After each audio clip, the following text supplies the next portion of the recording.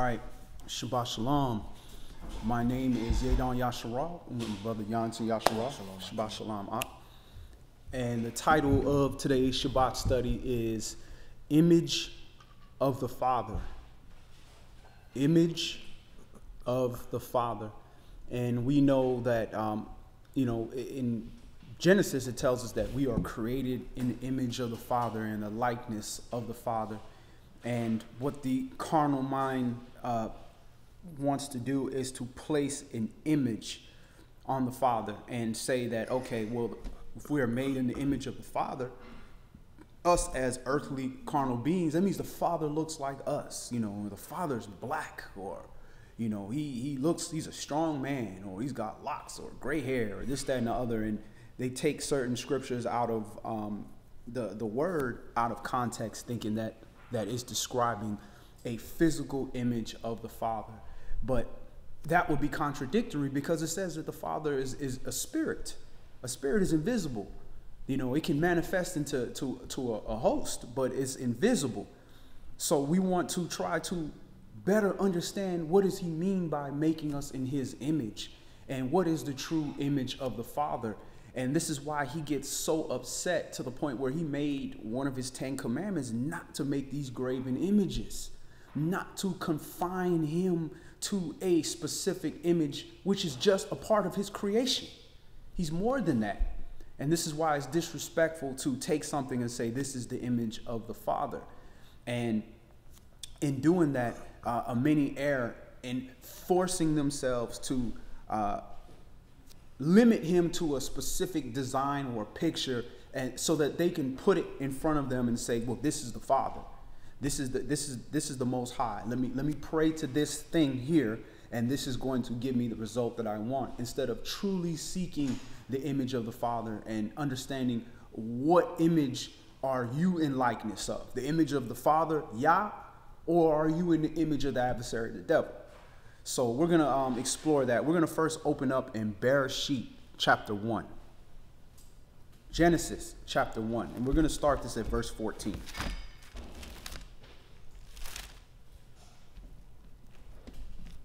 And Elohim said, let there be lights in the firmament of the heaven to divide the day from the night. And let them be for signs and for seasons and for days and for years. Let them be for lights in the firmament of the heaven, to give light upon the earth. And it was so. And Elohim made 2 great lights, the greater light to rule the day, and the lesser light to rule the night. He made the stars also. And Elohim set them in the firmament of the heaven to give light upon the earth, and to rule over the day and over the night, and to divide the light from the darkness. And Elohim saw that it was good. And the evening and the morning were the 4th day. So on the 4th day, the sun and the moon and the stars and the heavenly host is appointed for signs and for seasons, to be servants, to help us determine what time it is on earth in relation to the plans that he has in heaven. These are servants. This wasn't Yah, the sun, and then his wife, a moon. This is taking his creation and saying, this is him. He's the creation. No, he's the creator. He's the author of all these different things. So you can't take a sun or a moon and make that him, when that's just a piece of him. That's just something that follows order. Go ahead. Mm-hmm. Verse 17, and Elohim set them in the firmament to give light upon the earth, and to rule over the day and the night, and to divide the light from the darkness. And Elohim saw that it was good. And the evening and the morning were the 4th day. And Elohim said, let the waters bring forth abundantly the moving creature that has life, and fowl that may fly above the earth in the open firmament of heaven. And Elohim created great whales, and every living creature that moves, which the waters brought forth abundantly, after their kind, and every winged fowl after his kind. And Elohim saw that it was good. And Elohim blessed them, saying, be fruitful and multiply, and fill the waters and the seas, and let fowl multiply in the earth. And the evening and the morning were the 5th day. All right, so now this is days according to Yahweh, but we don't know how long is in between each day in creation. We don't know that. Now, we know we were given the sun and the moon and the stars and all that for us to determine days, times, and seasons, but we don't know how long he's taking things in this first day. Now, people ask about the dinosaurs. Well, we see here that the creatures in the water and the fowls in the air and all that were created on a different day than the day that man was created. So being that we don't know exactly how much time is in between, we understand dinosaurs and birds are they're relatives. They're from the same type of branch. So we don't necessarily know how long that time spanned, but we know that they were created on a different day than the day that man and beast was created. Go ahead. Verse 21. And Elohim created great whales and every living creature that moves, which the waters brought forth abundantly after their kind, and every winged fowl after his kind. And Elohim saw that it was good. And Elohim blessed them, saying, Be fruitful and multiply, and fill the waters and the seas, and let fowl multiply in the earth. And the evening and the morning were the fifth day. So this is the fifth day of creation. Like we just said, the creatures in the water and the fowl, the winged fowl after his kind was created on this day. Again, the same thing goes for them as it goes for the sun and the moon. You can't take a bird and say that this is the Most High, or take a man and put a bird head on him and say this is what the Most High looks like. This is what the mighty ones look like. These are his creations. Go ahead. Verse 24. And Elohim said, Let the earth bring forth the living creature after his kind, cattle and creeping thing and beast of the earth after his kind, and it was so. And Elohim made the beast of the earth after his kind, and cattle after their kind, and everything that creeps upon the earth after his kind. And Elohim saw that it was good. And Elohim said, Let us make man in our image after our likeness, and let them have dominion over the fish of the sea, and over the fowl of the air, and over the cattle, and over all the earth, and over every creeping thing that creeps upon the earth. So Elohim created man in his own image. In the image of Elohim created he him. Male and female created he them. All right, so now it talks about, male and female created he them, and, let us make man in our image. And that's added to get you to understand that there was an Elohim creating these things. It wasn't just one, entity, one person, and he just did everything. He is Yahweh of hosts, so he has a host of spirits that will help him create that. So let's look at some of these definitions. We want to look at the image and likeness. If we look at the word for image, it's Salem, which is H6754, Salem. And that's from an unused root meaning to shade, a phantom, that is, figuratively illusion, resemblance, hence a representative figure, especially an idol, image, vain, show. So if we were made after his image, then we were made in a resemblance, a representative figure of him. Now, when you get into likeness, it gives you a little bit more clarification. H1823, Demuth, spelled Demuth, Demuth. And that's resemblance, concretely, model, shape, adverbial, like, fashion, like, likeness, manner, similitude. So keep that word in consideration, similitude. So we were made as a representative figure in his similitude. So that's important for us to understand that, because at this point we haven't really been given the similitude of the Most High, what he looks like, or much representation of him other than this is his creation. This is what he created on these days. Could you spell out the name of Hebrew word for image? Image is Salem, which is T-S-E-L-E-M. Salem. Verse 27. Mm-hmm. So Elohim created man in his own image. In the image of Elohim created he him, male and female created he them. And Elohim blessed them.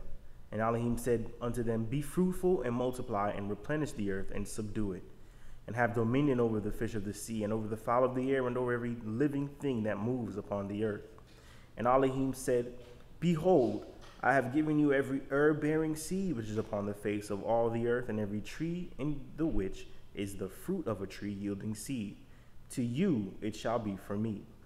And to every beast of the earth, and to every fowl of the air, and to everything that creeps upon the earth wherein there is life, I have given every green herb for meat, and it was so. So notice in the beginning, verse 29, it says, I have given you every herb-bearing seed which is upon the face of the earth, and every tree in which is the fruit of a tree yielding seed, to you it shall be meat. So this is what we were given originally. We were given food from the trees and herbs. And then to the beast, same thing. It's given to everything that creep upon the earth where there is life. I have given every green herb for meat, and it was so. So originally, this is what it was. There wasn't bloodshed. We were eating off the trees and the herbs of the land. Go ahead. And Elohim saw everything that he had made, and behold, it was very good. And the evening and the morning were the sixth day. All right, so we want to keep that in mind. We were made in the Salem, which is a representative figure, a phantom, a resemblance of the Most High. And we were made in his likeness, which is a model, a shape, fashioned like, as a manner, similitude. So we need to understand, what is this similitude of the Most High? What image is this talking about that we are a representation of? So let's go to Devarim, Deuteronomy chapter 4. The part of the regenerating the mind is to regenerate that carnal, earthly understanding of the scriptures, understanding of life, and understand that we are trying to get back to the spirit of the Father. So we need to understand things from a spiritual perspective so that we can apply it in our carnal lives.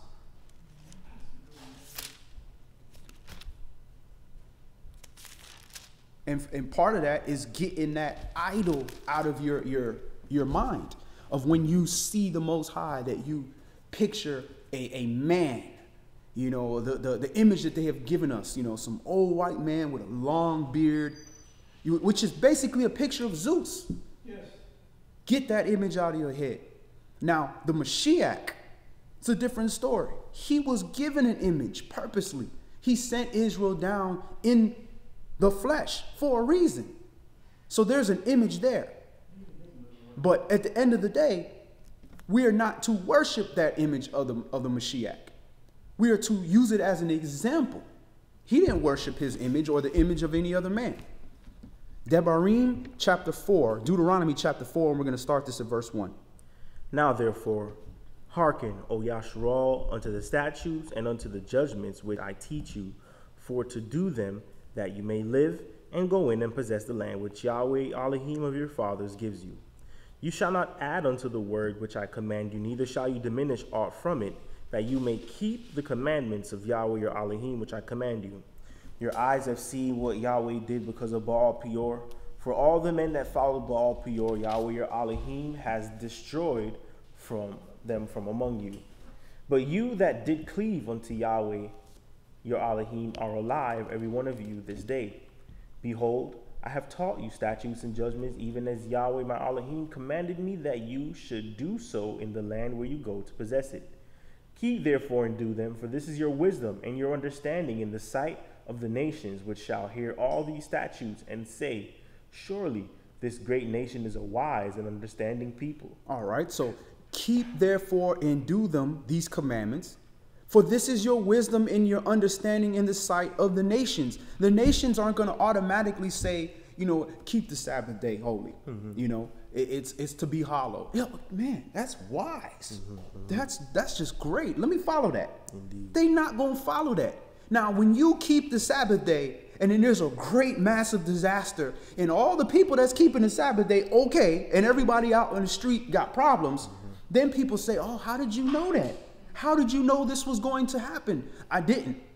I know that if I keep the Shabbat, it's going to be well with me, just like any other commandments. So this is our wisdom and our understanding in the sight of the nations, because how did you understand to do this? How did you know to avoid this problem? How did you know not to cut down all the fruit trees when you took over that land? Because it's a commandment. It's a commandment. Now, China didn't have that wisdom. So their first emperor fell because they destroyed all the trees, the fruit-bearing trees, to build these massive structures that are still in place. So this is how the nations are supposed to look at us when they see that Yahweh is true and man is lie. That when you do this, blessings come your way. When you do this, curses and tribulation comes your way. Now they're saying, I understand your wisdom and your understanding is great. Verse 7. For what nation is there so great who has Elohim so near unto them, as Yahweh our Elohim is in all things that we call upon him for? And what nation is there so great that has statutes and judgments so righteous as all this law which I set before you this day? And I still question you. Show me this. Show me any other nationality of people that have an ancient writing that gives this detail of righteousness in all that we do. Everything from every possible thing we can think of and do is covered in this book. Ain't nothing new, ain't no new sin created that is not covered in this book. Now, you will find other nations that have similarities, but it's not going to be all the things that we have to this detail. The one thing they like to say is, oh, you know, y'all got that from the book of Matt because y'all came out of Egypt. Well, show me the Sabbath day in the book of Matt. Show me that. Show me don't be a homosexual in the book of Matt. You're not going to see that. Now, they're trying to doctor up and add different things, but at the end of the day, even the book of Matt and all that was translated hundreds of years after the Torah was translated in every modern language and every ancient language that's available now. So how coincidental that your book's saying the same thing we say and is translated hundreds and hundreds of years after this has been published? What a coincidence. Oh, by the way, yours is written with a picture? Oh, how convenient. Go ahead. Verse 9. Only take heed to yourself and keep your soul diligently, lest you forget the things which your eyes have seen, and lest they depart from your heart all the days of your life. But teach them your sons and your sons' sons, especially the day that you stood before Yahweh your Elohim in Horeb, when Yahweh said unto me, gather me the people together, and I will make them hear my words, that they may learn to fear me all the days that they shall live upon the earth, and that they may teach their children. And you came near and stood under the mountain, and the mountain burned with fire unto the midst of heaven with darkness, clouds, and thick darkness. And Yahweh spoke unto you out of the midst of the fire. You heard the voice of the words, but saw no similitude, only you heard a voice. And he declared unto you this covenant, his covenant, which he commanded you to perform, even 10 commandments, and he wrote them upon 2 tables of stone. All right. And it says, and you came near and stood under the mountain, and the mountain burned with fire into the midst of heaven with darkness, clouds, and thick darkness. And Yahweh spoke unto you out of the midst of the fire. You heard the voice of the words, but you saw no similitude. Only you heard a voice. So again, if you saw no similitude, but you know Yahweh's presence is definitely here, he made sure not to give you any kind of image to see, because we are carnal people. We'll turn around and start making that image him, restricting it to him. So if he either came down in a lightning, we'd be walking around with like the Chargers with a lightning bolt, saying this is Yah. This is why he didn't give us any similitude. But he made sure we understood his presence by the effects of his presence in the area. Go ahead. This is verse 14. Mm-hmm. And Yahweh commanded me at that time to teach you statutes. Verse 13. And he declared unto you his covenant, which he commanded you to perform, even 10 commandments, and he wrote them upon 2 tables of stone. So those 10 commandments, and in those 10 commandments, he said, do not make a graven image of anything. Go ahead. And Yahweh commanded me at that time to teach you statutes and judgments, that you might do them in the land where you go over to possess it. And this graven image that he's talking about not making is, don't worship that graven image. Don't make a graven image of anything. I don't care what your motivation is, and worship that.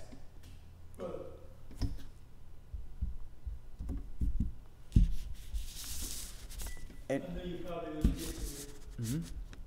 That's exactly what they wasn't supposed to do. You know, when they had this illness, you know, and Moshe had made that brazen snake for them to look on, and when you look on it, they will be healed of the problem. Mhm. Because there are so many of them. I think there were about 400,000 people out of Israel at that time, in the wilderness. But yet, as you say just now, you know, they wind up worshiping him. That's what got in trouble, and that's where it started to play. So you all correct on that, brother, because you know Yahweh trying to make them, you know, get healed, be in business, taken care of, you easily, you know, they don't understand. I am Yahweh. I'm giving you these little things, so they handle the business, so you don't have to go bother my servant Moshe. You understand? Right. But sorry, the heads were too hard, and went and worshiped the God, and they got in trouble. Right. And you deal with these commandments based upon where the level the person is at. If the person has little understanding, don't make no graven image. Don't make anything that's graven, just stay away from it. Just like the Shabbat. Just stay in your tents. Because you can't distinguish the difference between what you're supposed to be doing and not doing. That's what you do to a child. Don't touch that stove. You don't explain to them, well, make sure it's off and cut it on and you put your pot on. You know, child don't understand that. So that's how those commandments were given. So a lot of people are given that graven image commandment the same way. Like, you can't have anything graven. Is that a belt with a lion on it? Oh, that's a graven image. Man, you don't see somebody sitting down worshiping, oh, great belt that holds up my waist. Oh, great is you, lion belt that I bought for $7.99. That's going out the way. Now, if you got somebody that is worshiping everything, like, I wear this belt because it's the lion. It represents God, and this is powerful and magical. Bro, get that graven image out of there because you can't distinguish the difference. But the commandment is not to worship.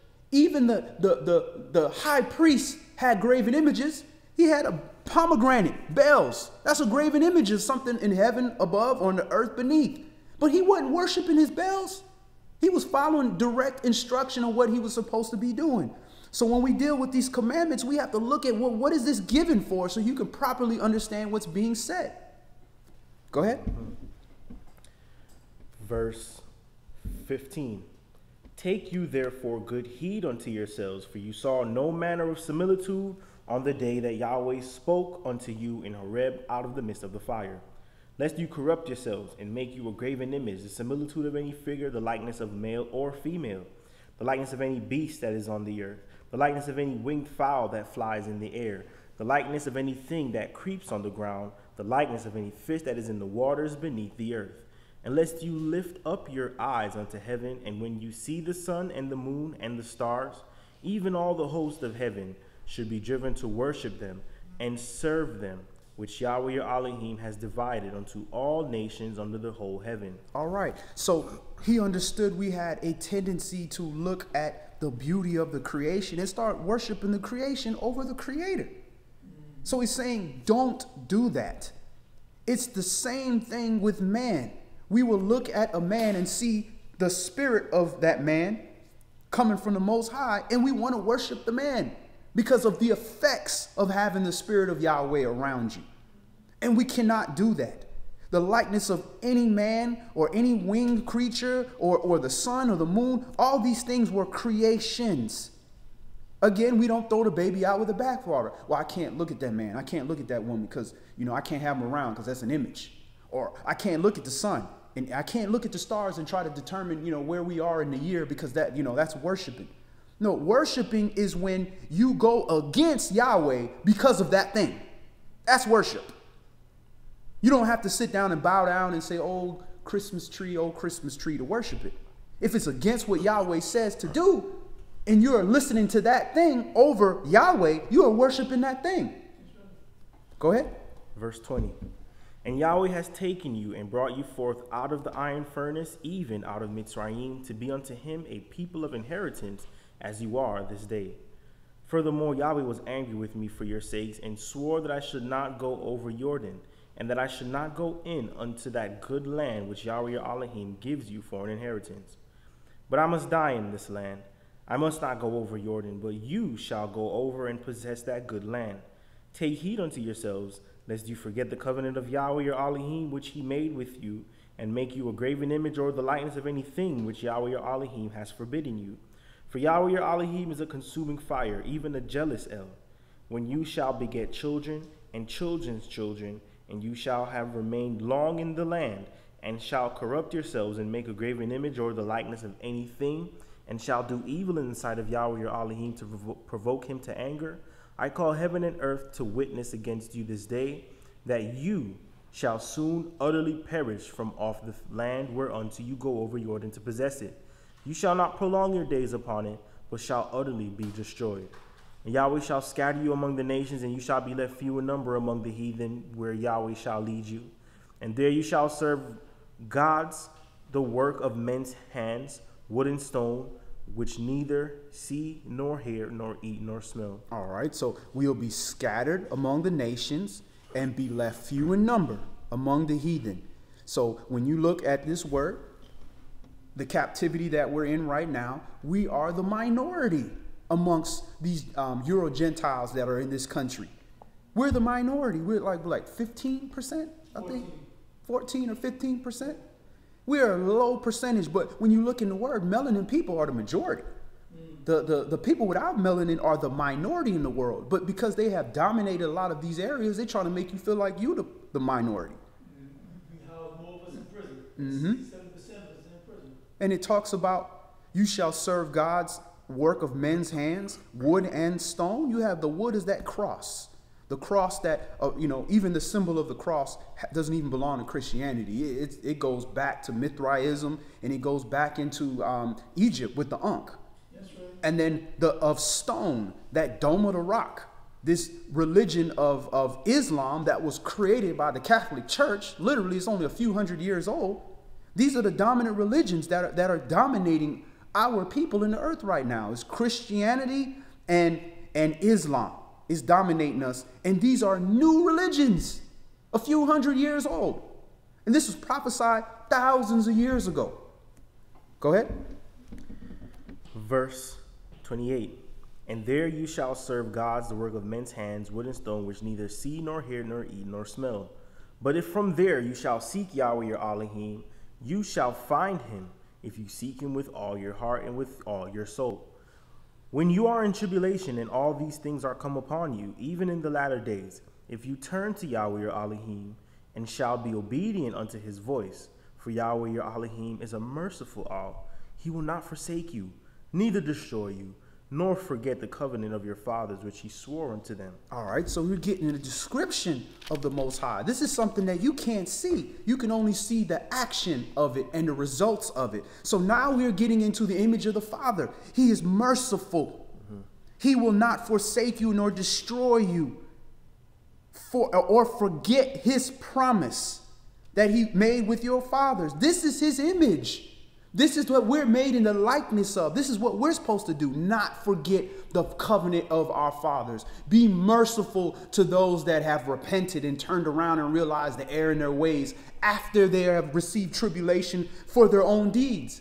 This is the image and likeness that we are made in, if you are made in the image and likeness of the Most High.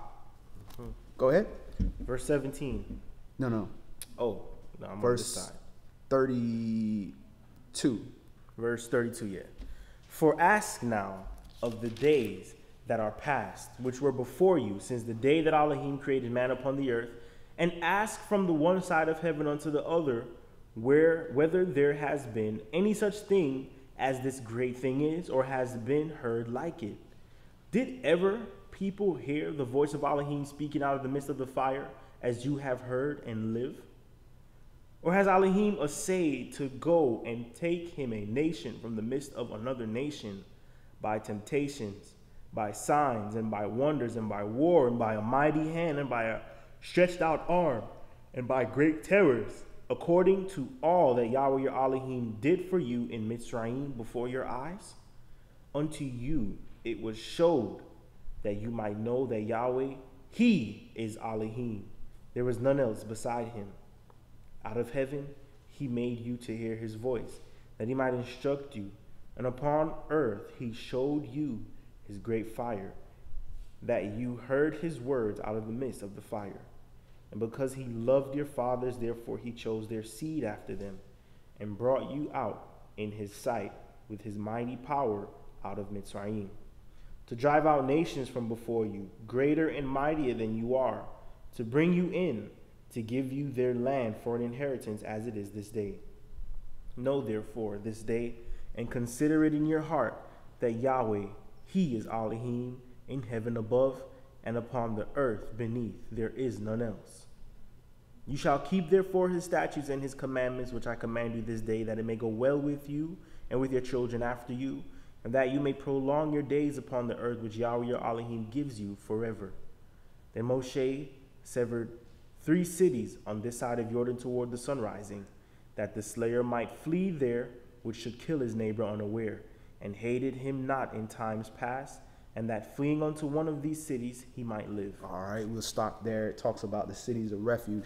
Let's go to Yohanan, John chapter 14.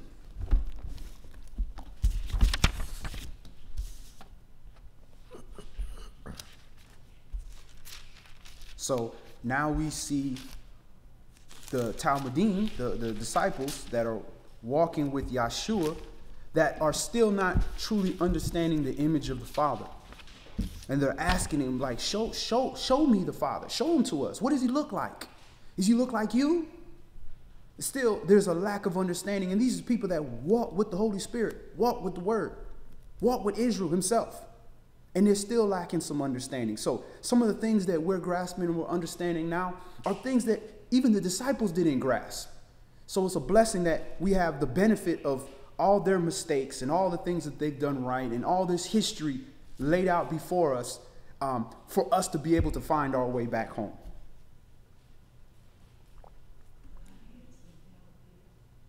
John chapter 14.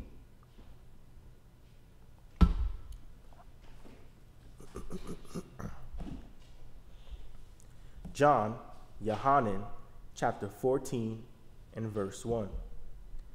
Let not your heart be troubled. You believe in Yahweh, believe also in me. In my Father's house are many mansions. If it were not so, I would have told you. I go to prepare a place for you, and if I go and prepare a place for you, I will come again and receive you unto myself, that where I am, there you may be also. And where I go, you know, and the way you know. So whose father, who's he talking about? His father's house. Well, yeah. He's talking about Yahweh. But this is what prosperity doctrine done did. Prosperity doctrine done turned Yosef, his surrogate father or whatever, and it made him like he was rich. He has mansions. Yeshua was rich. He grew up rich. So you should be rich. Put this seed money and put these tithe money in here, and you'll be rich like Jesus was rich. He's talking about his Father in heaven. And this is how they fleece the flock. Go ahead, Elder. I'm glad you talked about that, brother, because and also on Facebook, when you talk about these pastors out there in the world, they talk using Jesus as God, the only God. How do you do that? Who is he talking to right now? If this is Yeshua speaking about his Father, right? He's obviously not speaking about himself. Right. So how can they blatantly lie like this and people believe, you understand, that their Jesus is God, the only God? Right. That don't make sense. People are blind, man. That's why it's called Christianity. Because it's a religion based off Christ, what they call Christ, Christos, and they have made it like the Council of Nicaea. They made him the God. They said, no, we pushing him to the side. He's Jesus. He's better than Zeus. He's the son, and he's the next great. He's Zeus 2.0. He's even better and mightier. And this is your God. This is your God now. All my realms, everything I own, everything that your God did, Jesus got it too. He's got it too. He's part of it. So this is we can control everybody and get everybody together. And this is why you're seeing all these things come into play. Where Louis Farrakhan is out here letting you know Jesus, my Jesus. And notice he's very slick by saying my Jesus. He knows what I Zeus means. His Zeus. He could be very well still talking about Allah or any of those other people because these are entities that he's made up, that are made up. and say, well, my Jesus. You can have your Jesus because that was made up. You can have your own character. You can't have my Yahshua. That ain't your Yahshua. That was a real character. That ain't the one that's made up in your head. That was a Hebrew of the tribe of Yehuda. So you're seeing that, Catholics come back home. You're seeing the call. Oh, you're really a Catholic. But even though you're Baptist, whatever, you're still Catholic. Come back home. All these things. You all right, sister? Okay. You have all these things leading back to this New World Order thing. The same thing the Pope was trying to do. Get people to come back together as one. Because when you got everybody in one place, it's easy to control them. They're all here. I can control everybody. Everybody look here. Everybody look. Because everybody here. So this is what this whole movement is about. So don't be surprised that you're seeing all these people coming together now. Even Trump. Yeah, we are one nation. Let's come together so I can control y'all. Go ahead. Verse 5. Thomas said unto him, Master, we know not where you go, and how can we know the way? Yeshua said unto him, I am the way, the truth, and the life. No man comes unto the Father but by me. If you had known me, you should have known my Father also, and from henceforth you know him, and have seen him. Philip says unto him, Master, show us the Father, and it suffice us. Yeshua said unto him, Have I been so long time with you, and yet have you not known me, Philip? He that has seen me has seen the Father. And how say you then, show us the Father? So does that mean the Father looked like Yahshua? Is that what they're saying? He says, if you had known me, you should have known my Father also. Why? Mercy, judgment, faith, patience, long suffering. That definition of love, when they say God is love, rebuke, get away from me, Satan. All these different things. And he's talking to his own brother. All these different things. That's the image of the Father. You want to see the Father because I and the Father are one. I am the Word in flesh. So this is what you've seen. You have seen the Father. Go ahead. Verse 10. Believe you not that I am in the Father, and the Father in me? The words that I speak unto you, I speak not of myself, but the Father that dwells in me. He does the works. Believe me that I am in the Father, and the Father in me, or else believe me for the very work's sake. So he's letting you know, I'm not talking about a physical image. Don't you believe that I am in the Father and the Father in me? So he's letting you know, okay, he can't physically, he's not a baby. He's a man that's physically inside the Father. And here's Yah, and he's inside him, like a man. That like Voltron, they put together all the pieces and make him. That's not what he's saying. He's saying the Spirit is as one with the Father. So he's letting you know it's not talking about a physical image. Like, look, I'm together and I'm one of his fingers, and this is, I'm in the. That's not what he's talking about. And he's going further to says, if you don't believe me that I'm in the Father, at least believe the very work's sake, because these are works of the Father, works of righteousness. Go ahead. Verse 12. Mm-hmm. Verily, verily, I say unto you, he that believes on me, the works that I do, shall he do also. And what are the works that he does? To heal, to bring people unto the Father. Mm-hmm. And greater works than these shall he do, because I go unto my Father. He keep the commandments, and he do good will towards his brothers and sisters, and even people of other nations, but not before he prioritizes his household. So if you believe in the Father and you believe in him, you're going to do the same works he did. You're going to keep the commandments, and you're going to do good when you see an opportunity to do good, period. That's the image of the Father. Go ahead. Verse 13. And whatsoever you shall ask in my name, that will I do, that the Father may be glorified in the Son. If you... Go ahead, Elder. I want to respond on that verse because, you see, people use that out of context, when you talk about asking my name. That always gets me, because you always hear all these other churches and people, even in the stores, they talk about in Jesus' name, this, that, and the other. I asked him for this, I asked for that, I call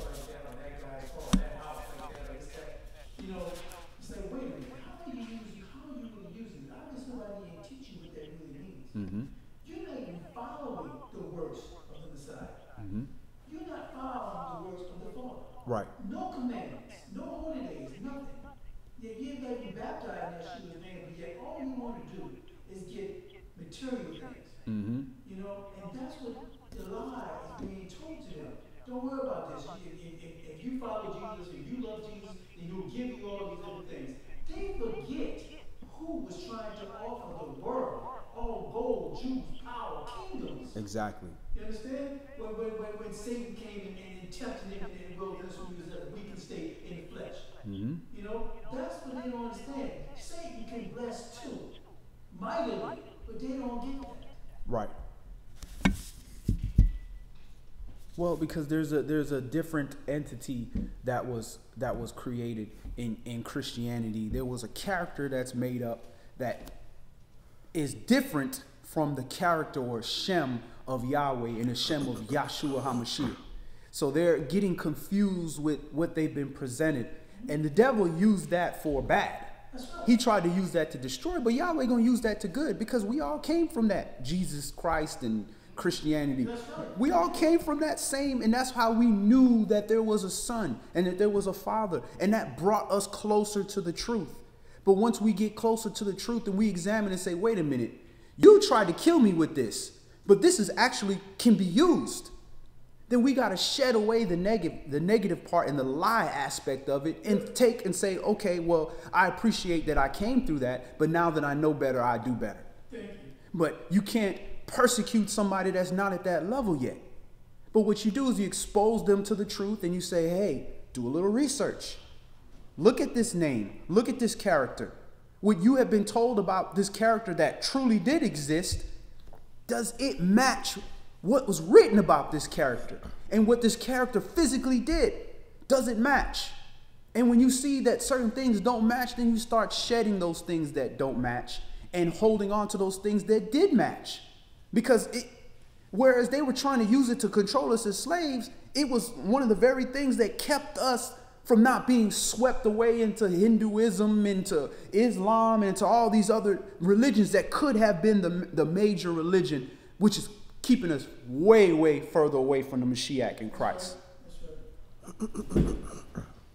Verse 14. If you shall ask, this is Yohanan, John chapter 14, verse 14. Chapter 14, verse 14. If you shall ask anything in my name, I will do it. If you love me, keep my commandments. And when it's talking about asking anything in his name, he's saying name. Could it have been a name that wasn't around at the time that he was there?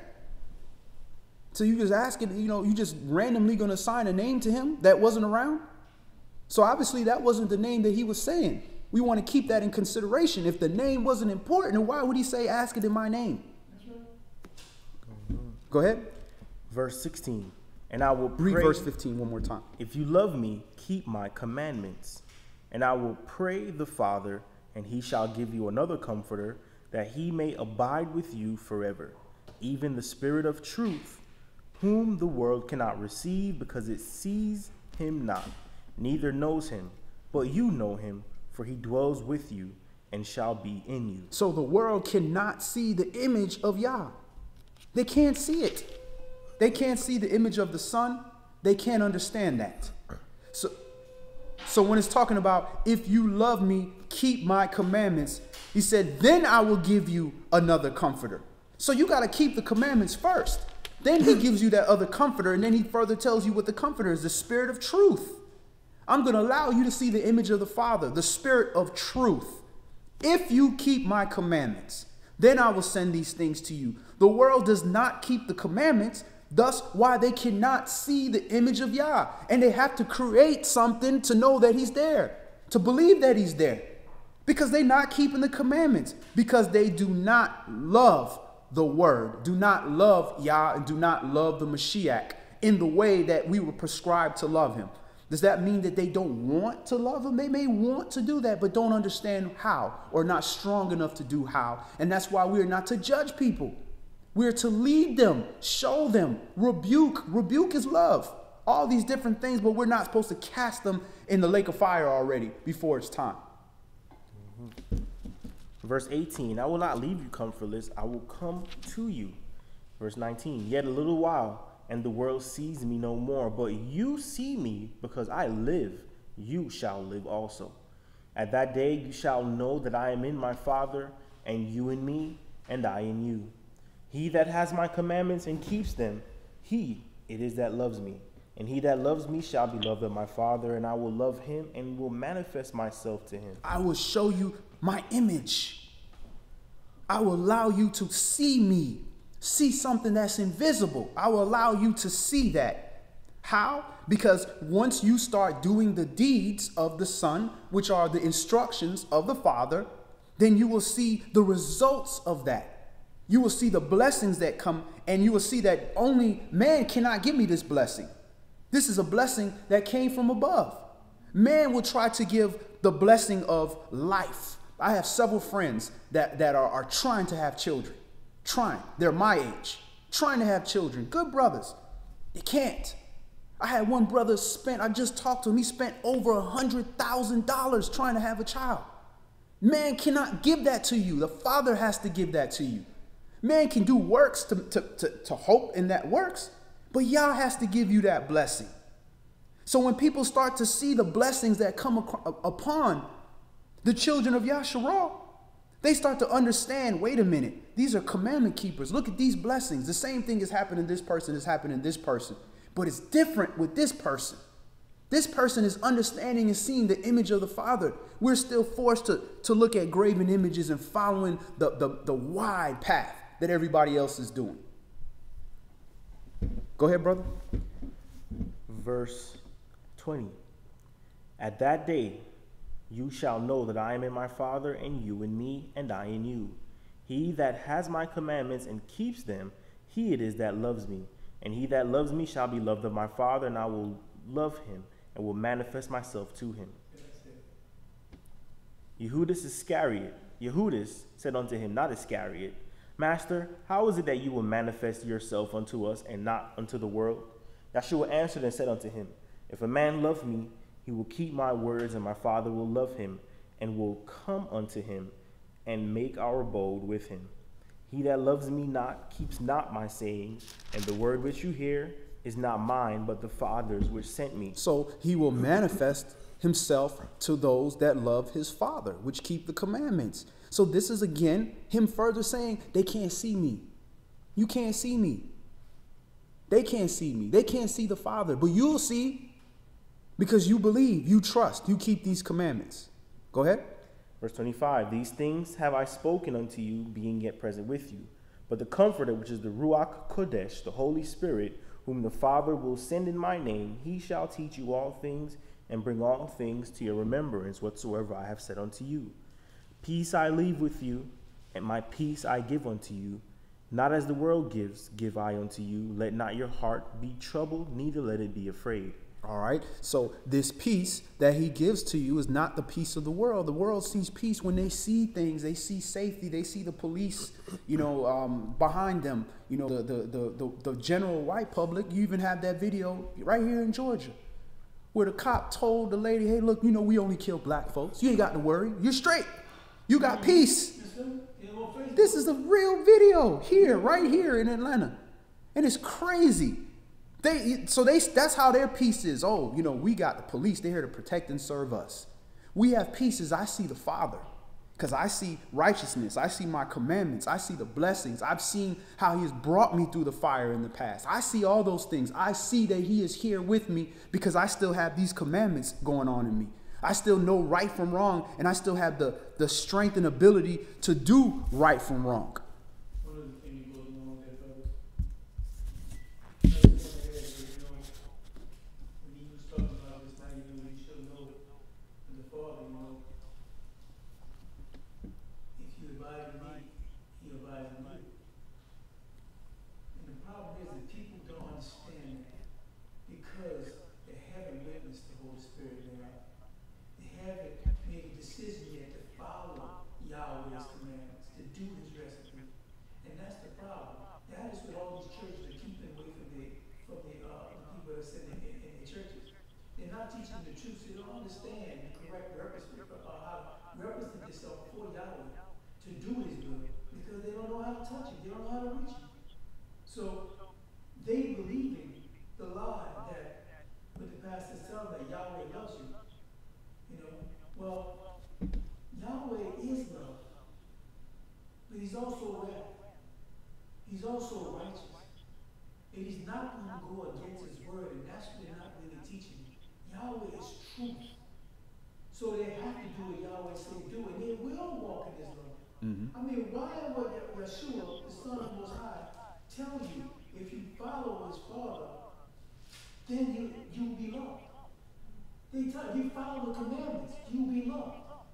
So if you look at the opposite, that's too hard for anybody to understand. If you don't follow the commandments, you're not loved. He tells you, if he doesn't chastise his children, you're a bastard, right? So obviously, his children are ones that he adopted. That's the privilege of being an Israelite. You're adopted son and daughter. Right. Because you wish to follow the Father, to obey the Father, to learn the righteousness of your Father. And that's what's not being taught. So they don't know inside of what right things to do and wrong things to do. I mean, even myself, when I think of things that's wrong, think of things that you know, or do things willfully that's wrong, I get convicted hardcore about it. And I have to go on my knees and I cry to my Father and ask forgiveness. Why? Because I know he's looking upon me and he's not pleased. And if you can correct yourself even when nobody else is around, then that's what I believe, that you love the Father and you want to be obedient to the Father. You cannot hide from the Father. And that's what he's trying to tell you. Right.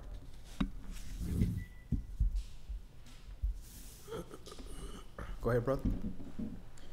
Verse 26, but the Comforter, which is the Ruach Kadesh, the Holy Spirit, whom the Father will send in my name, he shall teach you all things and bring all things to your remembrance whatsoever I have said unto you. Peace I leave with you, my peace I give unto you, not as the world gives, give I unto you. Let not your heart be troubled, neither let it be afraid. You have heard how I said unto you, I go away and come again unto you. If you loved me, you would rejoice, because I said, I go unto the Father, for my Father is greater than I. And now I have told you before it come to pass, that when it come to pass, you might believe. Hereafter I will not talk much with you, for the prince of this world comes and has nothing in me. But that the world may know that I love the Father, and the Father gave me commandment, even so I do. Arise, let us go hence. All right, let's go to Colossians chapter 1. So we know that he showed no similitude, purposely showed no similitude when he approached the children of Yasharah. When he approached Abraham, he showed no similitude. He talked to him out of a burning bush. So there's a reason why. We have to understand where his dwelling place is. Yah dwells in heaven. He don't dwell on earth. We have feet for a reason, because we can't fly. We have to walk. You know, birds have wings for a reason, so they could fly. They're made a certain way. In heaven, it's not earth. It's not built like how we're built here. It's different. So his requirements is different. And if he is everything, how can he restrict himself to one thing and say, this is what I look like, when he's everything? I am that I am. Ahaya, Asher, Ahaya. Colossians chapter 1. And we're going to start this at verse 1.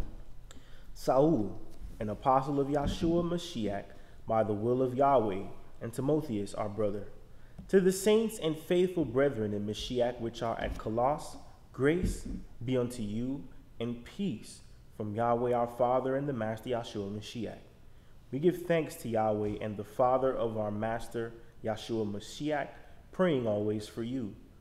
Since we heard of your faith in Messiah Yahshua, and of the love which you have to all the saints, for the hope which is laid up for you in heaven, whereof you heard before in the word of the truth of the good news, which is come unto you as it is in all the world, and brings forth fruit as it does also in you, since the day that you heard it and knew the grace of Elohim in truth. As you also learned of Epaphras, and our dear fellow servant, who is for you a faithful minister of Mashiach, who also declared unto us your love in the Spirit. For this cause we also, since the day we heard it, do not cease to pray for you, and to desire that you might be filled with the knowledge of his will and all wisdom and spiritual understanding, that you might walk worthy of the Master unto all pleasing, being fruitful in every good work, and increasing in the knowledge of Elohim, strengthened with all might, according to his glorious power, unto all patience and long-suffering with joyfulness. All right, so for this cause, we also, since the day we heard it, do not cease to pray for you, and to desire that you might be filled with the knowledge of his will in all wisdom and spiritual understanding. Why? So that you might walk worthy of the Adonai unto all pleasing, being fruitful in every good work and increasing in the knowledge of Elohim. When you are fruitful in every good work, is because you understand how to do good work. You understand what's right and what's wrong. So he has to keep his covenant. He has to bless you for that. And now people are seeing the image of the Father. They're seeing the results of doing righteousness. That's the image of the Father. Now they're seeing the Father. Show me the Father, and it will suffice. Well, have you not seen me? Have you not seen the good works that I do? These things, I don't do them of myself. I do them of my Father. He's the one doing all the great works. I'm just the physical vessel that's carrying through the work. Go ahead. Verse 12. Giving thanks unto the Father, which has made us meet to be partakers of the inheritance of the saints in light, who has delivered us from the power of darkness and has translated us into the kingdom of his dear Son, in whom we have redemption through his blood, even the forgiveness of sins. Who is the image of the invisible all, the firstborn of every creature? All right. So now he's saying has delivered us from the power of darkness and translated us into the kingdom of his dear Son. So now they're talking about the Son, in whom we have redemption through his blood, even the forgiveness of sin. So now it's starting to talk about the Son, and it's starting to hint towards the image of the Son. The Son has an image. When he was sent here on earth, he was given an image so that we could say, oh, it's easy for you to do that. You're a spirit. You're invisible. Yeah, you don't have to worry. You don't have to worry about somebody talking about the way you look because you're invisible. So now here, who is the image of the invisible Elohim? Who's the invisible Elohim? Yah. Yahweh Elohim, Yahweh of hosts.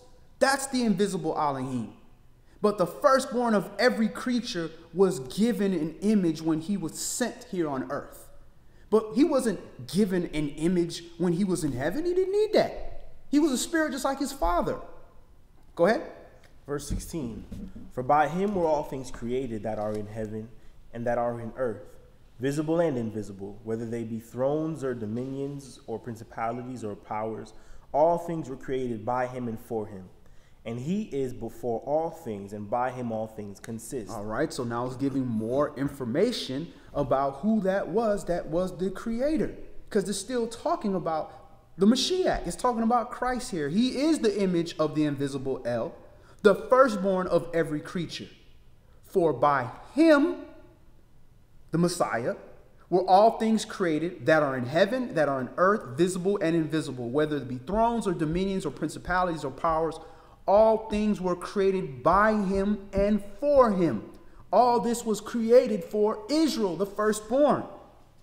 But that's because he is a servant. He has a job to do. When you have a job to do, the CEO of a company builds a building. He don't physically build it.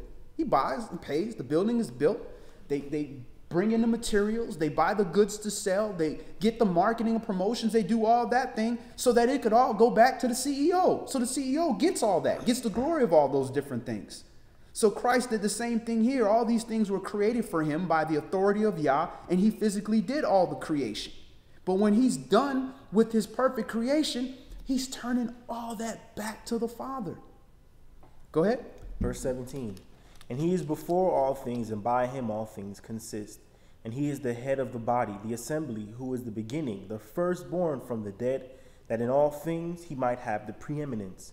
For it pleased the Father that in him should all fullness dwell, and having made peace through the blood of his stake, and by him to reconcile all things unto himself, by him, I say, whether they be things in earth or things in heaven, and you that were sometimes alienated and enemies in your mind by wicked works, yet now has he reconciled in the body of his flesh through death, to present you holy and unblameable and unreprovable in his sight, if you continue in the faith, grounded and settled, and be not moved away from the hope of the good news which you have heard, and which was preached to every creature which is under heaven, whereof I, Saul, am made a minister, who now rejoice in my sufferings for you, and fill up that which is behind of the afflictions in Mashiach in my flesh, for his body's sake, which is the assembly, whereof I am made a minister, according to the dispensation of Elohim, which is given to me for you, to fulfill the word of Elohim, even the mystery which has been hid from ages and from generations, but now is made manifest to his saints, to whom Yahweh would make known what is the riches of the glory of this mystery among the Gentiles, which is Mashiach in you, the hope of glory, whom we preach, warning every man and teaching every man in all wisdom, that we may present every man perfect in Mashiach Yeshua, whereunto I also labor, striving according to his working, which works in me mightily. All right, praise Yah. Let's go to Shemot chapter 33, Exodus chapter 33.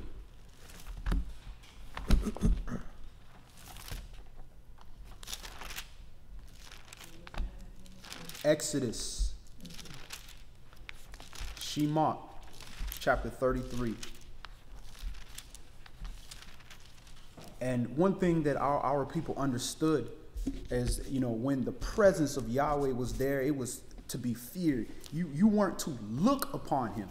When he appeared unto Moshe in the burning bush, and the angel talked to him, Moshe put his face to the ground. He was terrified to look at the Most High, because they understood his brilliance, and his light was so bright that it would kill you.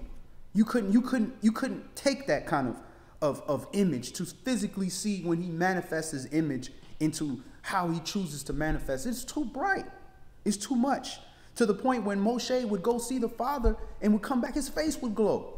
And people be terrified of him, a man. And that's just a representation. That's just a salem, a representation of him.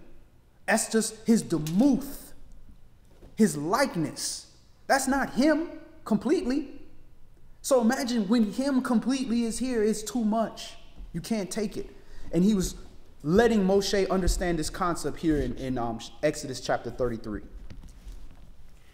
And Yahweh said unto Moshe, Depart and go up hence, you and the people which you have brought up out of the land of Mitzrayim, unto the land which I swear unto Abraham, Yitzchak, and Jacob, saying, Unto your seed will I give it. And I will send an angel before you, and I will drive out the Canaanite, the Amorite, and the Hittite, and the Perizzite, the Hivite, and the Jebusite, unto a land flowing with milk and honey. For I will not go up in the midst of you, for you are a stiff-necked people, lest I consume you in the way. And when the people heard these evil tidings, they mourned, and no man did put on him his ornaments. For Yahweh had said unto Moshe, Say unto the children of Yasharal, You are a stiff-necked people. I will come up into the midst of you in a moment and consume you. Therefore now put off your ornaments from you, that I may know what to do unto you. And the children of Yasharal stripped themselves of their ornaments by the mount Horeb. Look at that word ornaments. I thought that was very interesting. That's 57:16. H57:16. When you look at that definition, it kind of gives you something a little different, which I started to explore a little bit, but I don't quite have the answer yet, but I just wanted to put it out there. 57:16.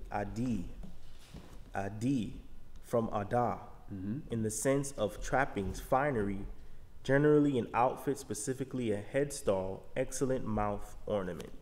Headstall. So I thought coverings, head coverings. And when he was coming around them, he made them strip all this stuff down. And it's like almost exposing them.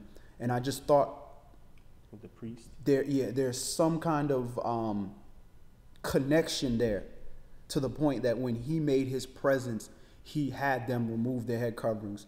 And it's just like when we pray and we try to invite the Spirit and try to approach him, we are to remove our head coverings, the men. Mm-hmm. But the women, on the other hand, they were supposed to keep their heads covered. And I kind of like said, well, why does she have to keep her head covered? Now, we know what we were taught. But at the same time, you know, when you are talking to the Father, you're making vows and covenants with him and all types of things. And I thought maybe that had something to do with Exodus chapter 30, where, you know, the woman was to cover her head to kind of show that she had that covering, that whatever covenant or whatever things she might be making to bound the soul, the husband had some kind of ability to speak on that. So I thought that was interesting. I don't quite have all the answers to that, but I just thought maybe we should, on our own time, take a look at that word and how it's used, and see what the Spirit gives you on that. What was the number? That's H5716. I was looking at the other usages of it. Mm-hmm. One of them is out of 2 Samuel for chapter 1 is verse 24. Mm-hmm. And it says, you daughters of Yasharal, weep over Saul, who clothed you in scarlet and with other delights, who put on ornaments of gold upon your apparel. Mm-hmm. So there's a gold to it as well. Mm-hmm. So yeah, or crowns. Yeah, it's also like crowns. 2 Samuel chapter 1 verse 24. Who put on you a deed mm-hmm. of gold upon your apparel. And there's other ones. One of them is the bit in the mouth of the horse, mm-hmm. which is Psalms 32, which is, be not as the horse or as the mule, which have no understanding, whose mouth, which is a D again, whose ornament must be held with a bit and a bridle. So see there, that is mouth a proper translation of that word. Mm-hmm. But it's interesting. Yeah. And there was another word that was used for head coverings. When it talked about, you know, a beautiful head covering, you know, yeah. So it led me to kind of look at those things in deeper study. So I'd be interested. To humble you.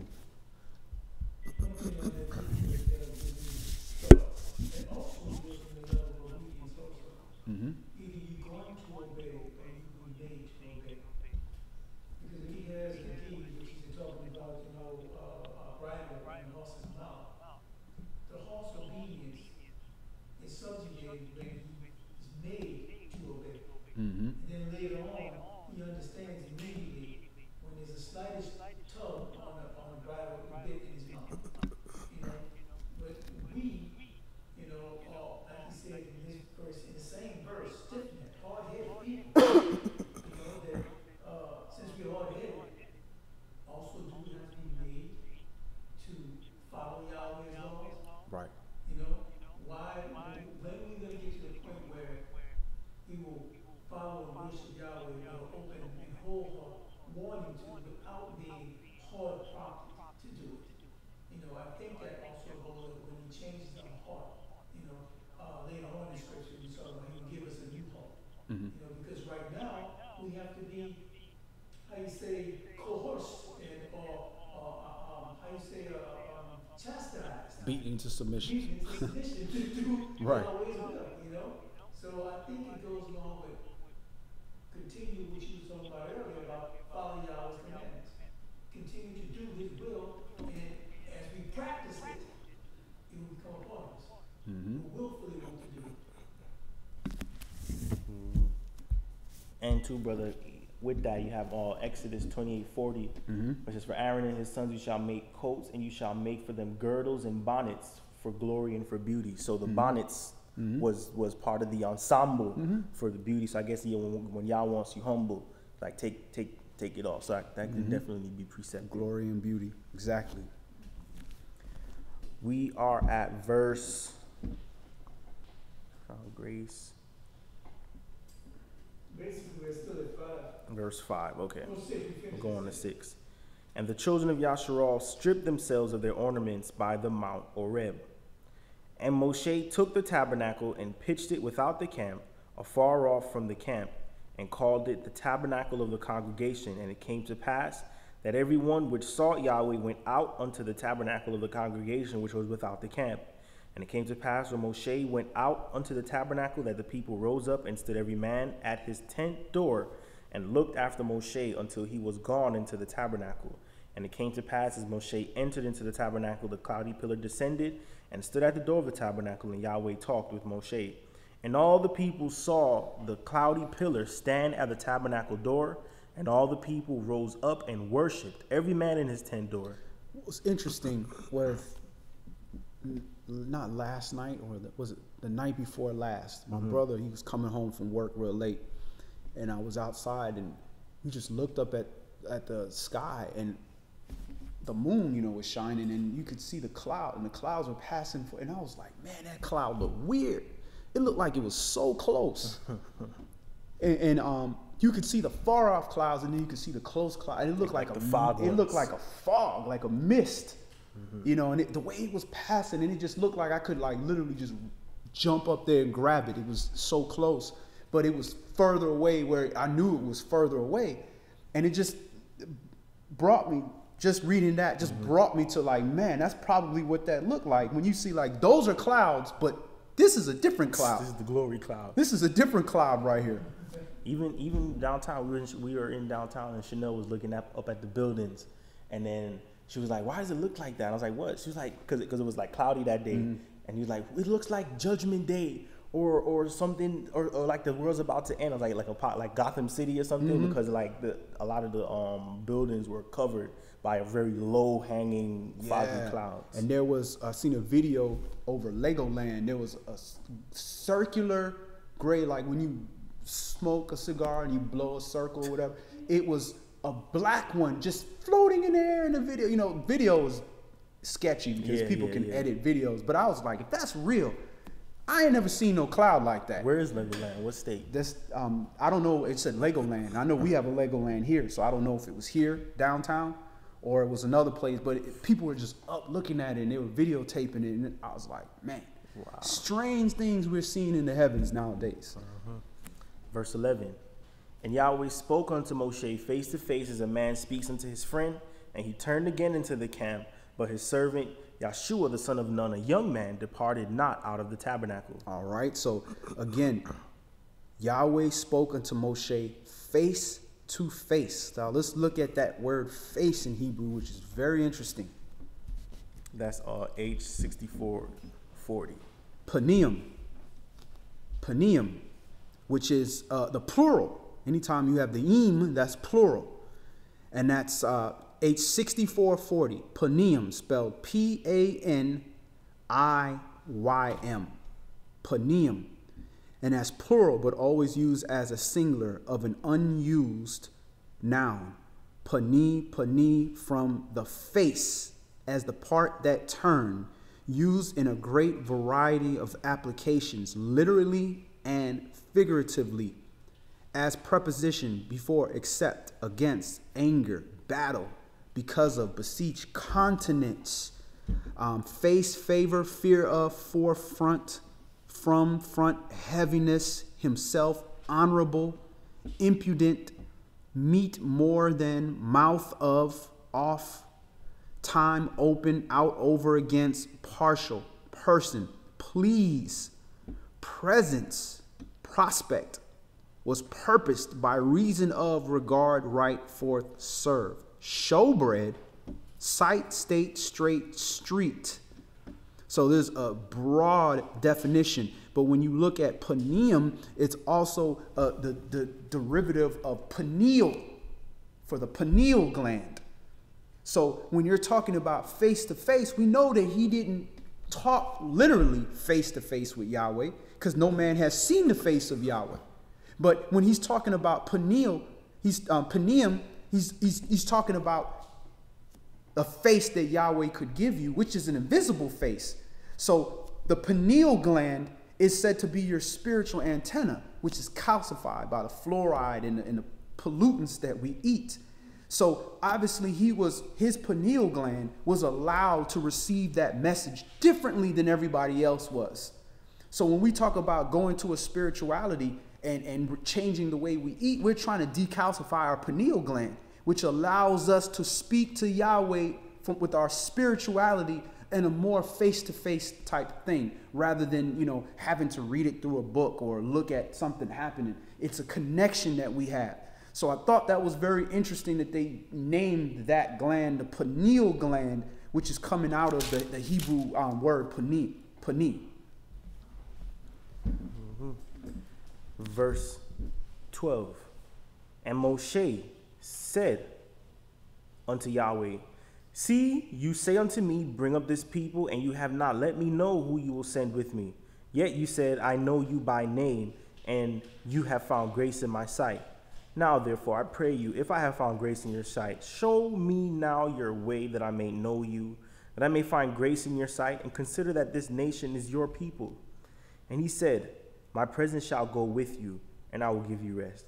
And he said unto him, if your presence go not with me, carry us not up hence. For wherein shall it be known here that I and your people have found grace in your sight? Is it not in that you go with us? So shall we be separated, I and your people, from all the people that are upon the face of the earth. Mm-hmm. And Yahweh said unto Moshe, I will do this thing also that you have spoken, for you have found grace in my sight, and I know you by name. And he said, I beseech you, show me your glory. And he said, I will make all my goodness pass before you, and I will proclaim the name of Yahweh before you, and will be gracious to whom I will be gracious, and will show mercy on whom I will show mercy. And he said, you cannot see my face, for there shall no man see me and live. And Yahweh said, behold, there is a place by me, and you shall stand upon a rock. And it shall come to pass, while my glory passes by, that I will put you in a cleft of the rock, and will cover you with my hand while I pass by. And I will take away my hand, and you shall see my back parts, but my face shall not be seen. All right, so you will not be able to fully deal with the majesty, the might, and the righteousness and the judgment of perfection directly. There has to be some space in between. There has to be an intercessor, because you come in the presence of perfection, you're going to be perfected. And perfected means you die. That's how you perfect, because now you can't mess that up. It's just like anything that comes around a consuming fire that's not perfect, it's going to be destroyed. The perfections are being destroyed, and what's left is perfect. So if you destroy all our perfections in a carnal aspect, we dead, because that's the only way you can burn that off. So when he's talking about face to face, it's different. It's different. It's not physically face to face, because he's not a man that has a face. It's a spiritual thing that's going on here. Let's go to Bamidbar chapter 12, Numbers chapter 12.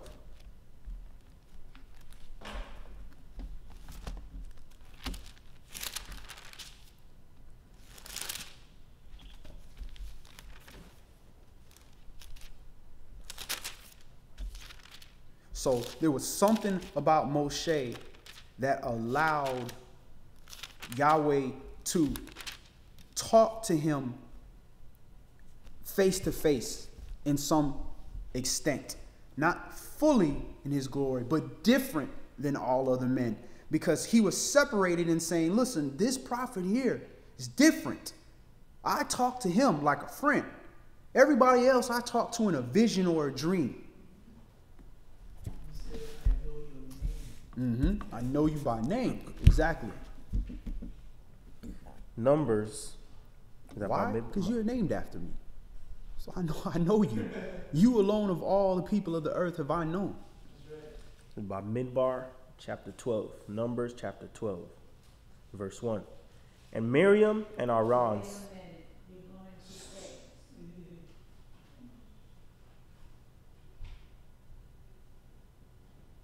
This is Numbers, Bamidbar, chapter 12. Give a second. And verse 1. And Miriam and Aaron spoke against Moshe because of the Ethiopian woman whom he had married, for he had married an Ethiopian woman. And they said, Has Yahweh indeed spoken only by Moshe? Has he not spoken also by us? And Yahweh heard it. All right, so look how they're addressing him, though. They're addressing him about this Ethiopian woman. And first of all, Cush is not listed as any of those nations that we're to destroy, that we cannot take as wives. And that's another, we did a class on that. Cush isn't a Canaanite. Right. That's not a Canaanite. So that's different. Now, when people, again, they take things and they stretch it out of context. When it talked about putting away the wives, the strange wives, when they called the priests up and all that, they were talking about the people of the land. The people that were of that land. Where were we? We have to look at that. And we have to also look at that this woman that he married, if she is not causing him to go away from Yah, then that's the issue. That's why he didn't want us dealing with these other nations. He didn't want us to go away from Yah. So if they have a problem with him marrying this Ethiopian woman, look how they're addressing him. They're addressing him as Yahweh spoke by us and this, that, and the other. That's what they're really talking about. That's the pride. That's what their real issue it is. They just picked something to throw out there to show some kind of flaw with you. Oh yeah, he got an Ethiopian woman, but has Yahweh not spoken by us too?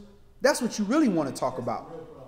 So people will try to pull whatever they can and be wrong on top of that to hold against you, when really it is jealousy and envy and covetousness that is the root of why they're trying to address you. But this is why we have to be careful about the things we do, because we need to remove anything that will allow somebody to say something against the servant of the Most High. That's why he says, be you holy, be you perfect, because I'm perfect. Because now they got to find something else to say rather than point at something that they can legitimately say about you. Go ahead, Elder. You guys made a point, though, because on the other hand, we were talking about you want you marry outside your tribe, because your inheritance that Yahweh I was talking about the daughters. That's right. So it's like, people stop taking things out of context and read the way it says, and not pulling it the way they want to pull it. No, don't stretch that rubber band that far. You're going to snap that rubber band. Right. And when you look at that, Yosef married, no, not that Yosef, that too, right? But Yosef of Yehuda, he married somebody that was of a Levite, Miriam, and he was a just and devout man. They wouldn't have called him a just and devout man if he was doing something that was so wicked. They were talking about the daughters that their husbands died and they had no inheritance. Do not marry outside of your tribe, so that your inheritance, which is now going to you, because Moshe now went to Yahweh and Yahweh's like, yeah, let it stay with the daughters. You don't have a piece of Benjamin and Simeon. You don't have a piece of Judah that's now, Issachar or something like that. That's what that was pertaining to. Right. It wasn't don't marry white people, only marry a black person. If you want to use that same thought process, well, so you can marry an African that's not of Israel? That's not our tribe. If she's a true Hamite, that's not of our tribe. So people playing games with these words to justify their racism or justify their hatred towards somebody, when you want to really look at things in context. Now, just because it's lawful, don't make it expedient. How are we going to sit here and marry all these women from these other nations, and we out here having households with no heads? We have kids with no fathers. We have women that are looking for righteous covering, but then you because of lust of your flesh, you looking at something that's different because you're used to looking at people that look like you. Just because it's lawful don't mean it's expedient. But we have to keep these laws and understanding and know what is truly lawful and what's not when we rebuke somebody. Go ahead, brother. Verse 3. Now the man Moshe was very meek above all the men which were upon the face of the earth. And Yahweh spoke suddenly unto Moshe and unto Aaron and unto Miriam, Come out, you three, unto the tabernacle of the congregation. And they three came out. And Yahweh came down in the pillar of the cloud and stood in the door of the tabernacle and called Aaron and Miriam. and they both came forth. And he said, Hear now my words. If there be a prophet among you, I, Yahweh, will make myself known unto him in a vision, and will speak unto him in a dream. My servant Moshe is not so, who is faithful in all my house. With him will I speak mouth to mouth, even apparently, and not in dark speeches, and the similitude of Yahweh shall he behold. Okay, the similitude of Yahweh. But he's saying he's an invisible all. So he is going to, through his pineal gland, he's going to receive a more direct message than the person that has to receive it from, seeing something in a vision or dreaming and hearing something. He hearing real life words in his head. Go ahead.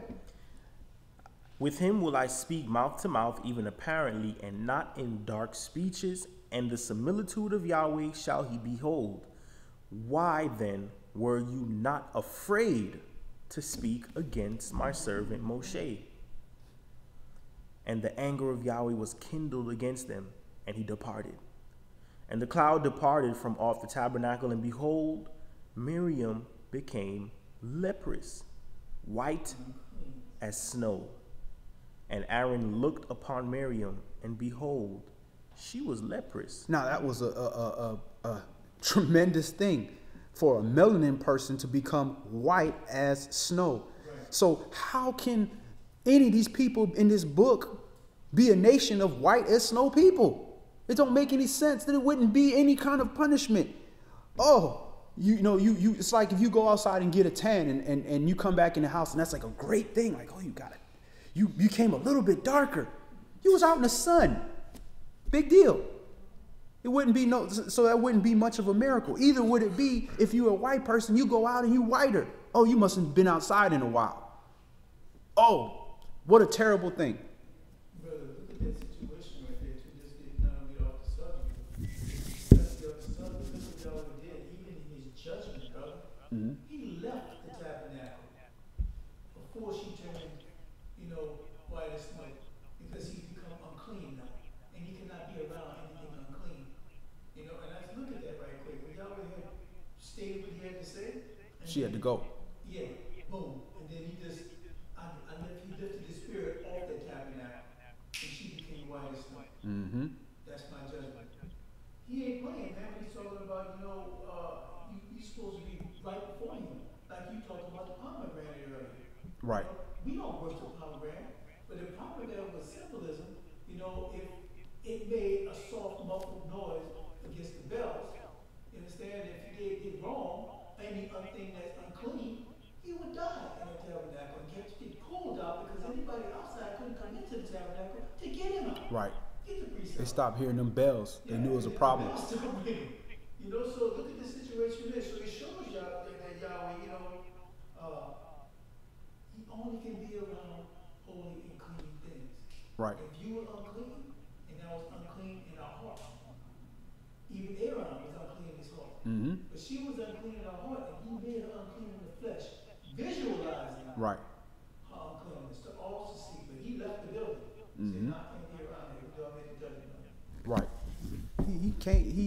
Yahweh came in there and said, I can't come around you because I will consume y'all in a minute. Yeah. Because y'all unclean. So I can't, my spirit can't come amongst your camp. Listen, I got to come out here. Moshe, come out here without the camp. Right. Build this tabernacle over here because I can't come around this uncleanness. Go ahead, brother. Verse 11. And Aaron said unto Moshe, Alas, my sovereign, I beseech you, lay not the sin upon us, wherein we have done foolishly, and wherein we have sinned. Let her not be as one dead, of whom the flesh is half consumed when he comes out of his mother's womb. This is how they describe him being leprous, white as snow, as you look like somebody that's consumed, like a baby that died in the womb. They have no color, no life, no melanin. Go ahead. And Moshe cried unto Yahweh, saying, Heal her now, O Al, I beseech you.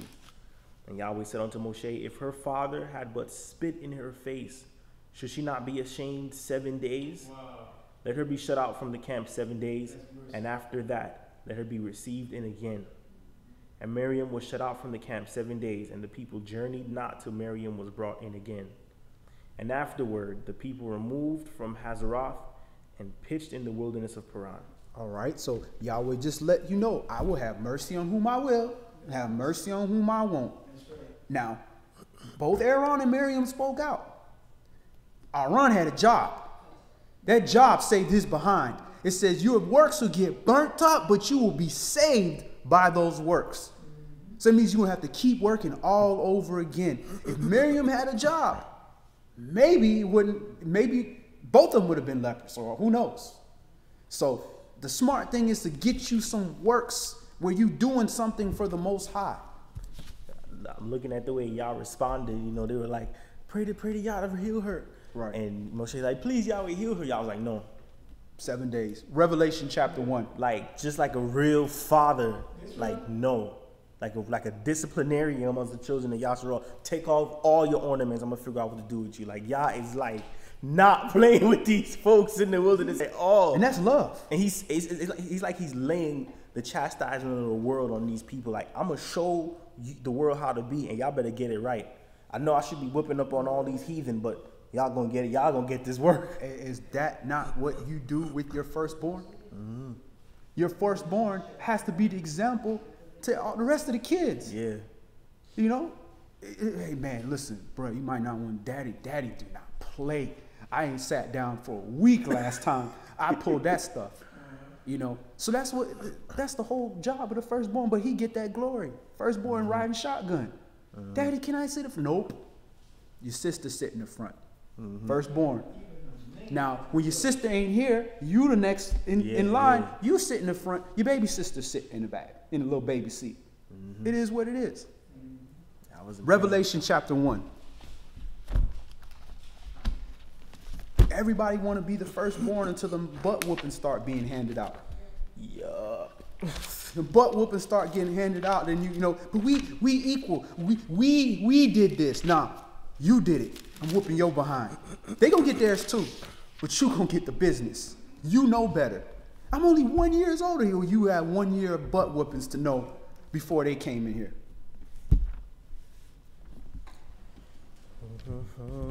But you can't make yourself a firstborn.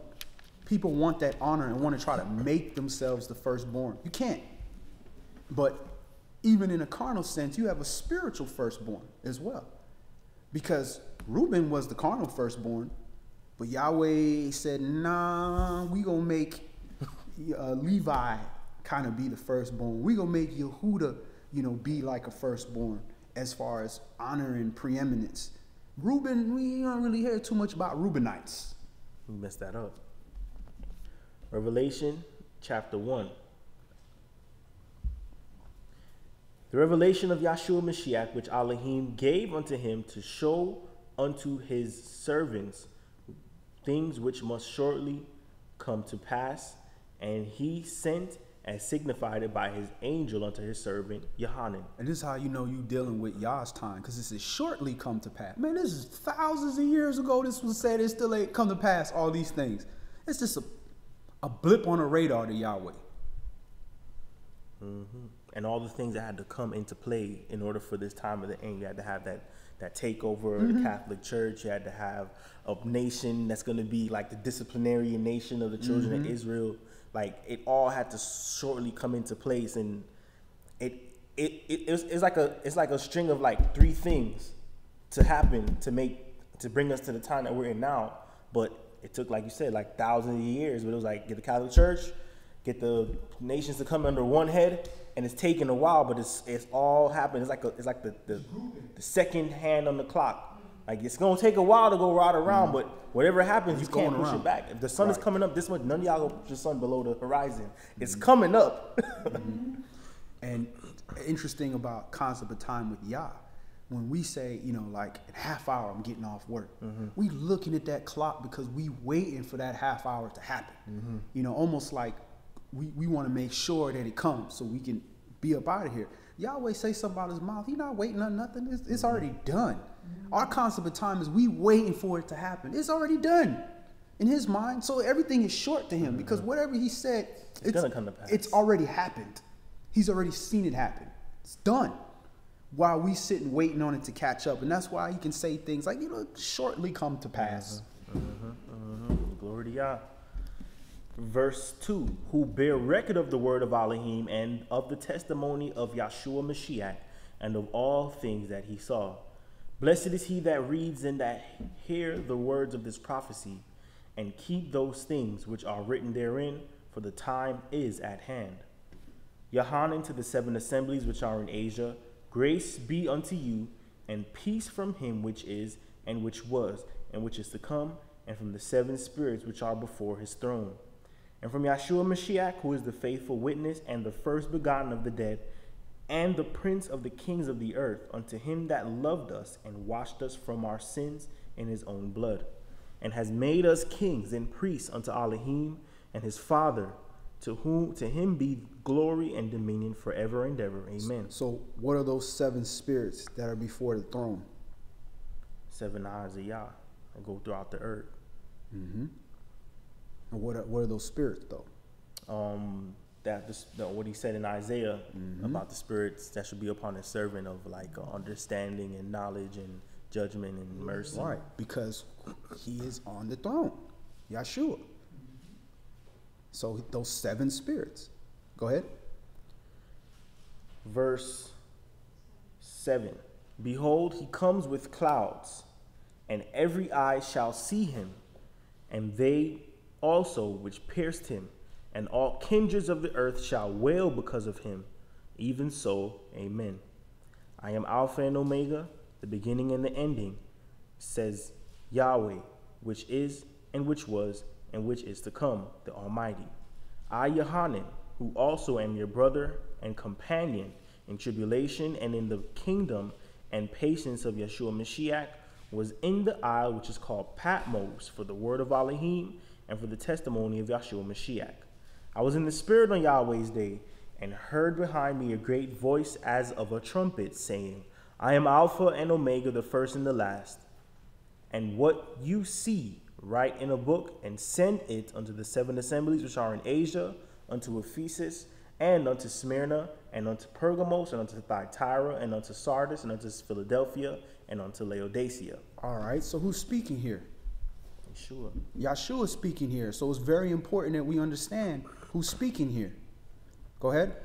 And I turned to see the voice that spoke with me, and being turned, I saw 7 golden candlesticks. Menorah. And in the midst of the 7 candlesticks, one like unto the Son of Man, clothed with a garment down to the foot, and girt about the paps with a golden girdle. And his head and his hairs were white like wool, as white as snow. And his eyes were as a flame of fire, and his feet like unto fine brass, as if they burned in a furnace, and his voice as the sound of many waters. All right, none of this implies that this person that was on this throne looks white in any kind of way. Nothing in here. But what we have to understand is who's speaking here and who they're talking about here. They're talking about Yahshua. They're not talking about Yahweh looking like this.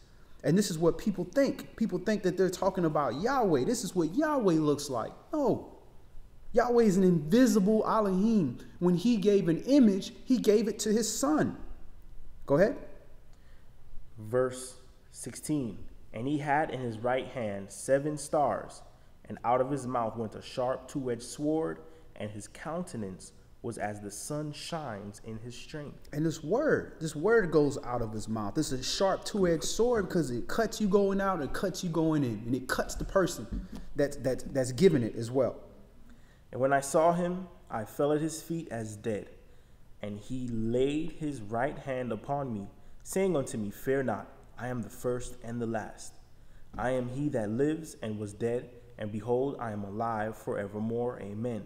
And have the keys of the grave and of death. Now, we know Yahweh didn't live, then he died, and he came back. We know that's not him. Go ahead. Write the things which you have seen, and the things which are, and the things which shall be hereafter. The mystery of the 7 stars which you saw in my right hand, and the golden candlesticks. The 7 stars are the angels of heaven, are the angels of the 7 assemblies, and the 7 candlesticks which you saw are the 7 assemblies. Unto the angel, and that concludes. Let's go to Job chapter 42. And remember, if you abide in the Father and you do as what the Son does, then he will manifest. They will manifest themselves to you. And now you will be able to see the Father. Now we're going to see a brother before the Mashiach came in the flesh who sees the Father now with his eye. Job chapter 42. Can you help her find that, brother?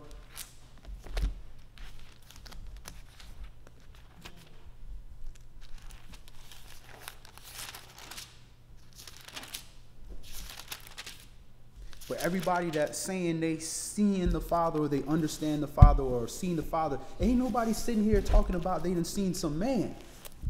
A man, with some gray hair or, he's swole and he got on these crowns and all. That's not what they're describing. And when they're describing the image of the Father, they're talking about actions and deeds and righteousness. Job chapter 42. Then Job answered Yahweh and said, I know that you can do everything, and that no thought can be withholden from you. Who is he that hides counsel without knowledge? Therefore have I uttered that I understood not things too wonderful for me, which I knew not. Hear, I beseech you, and I will speak. I will demand of you, and declare you unto me.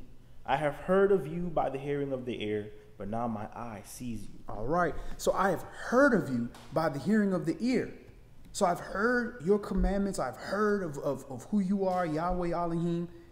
But after going through this incident, and repenting and being shown my own flaws and being restored and all these different things that he's gone through, now he's saying, I have heard of you by hearing, but now my eye sees you. Now I understand you. But this takes you to go through tribulation sometimes. This takes for you to be shown yourself sometimes that even though you are doing well and you might be doing better than most people or a lot of people, but there's still things in you that needs to be worked on. And he's acknowledging that and humbling himself. And now he's saying, now my eye sees you. He's not talking about he physically seeing a person. That's not what he's seeing. He's seeing the works of the Father. Now he's able to see. All right. Let's go to Matthew chapter 5.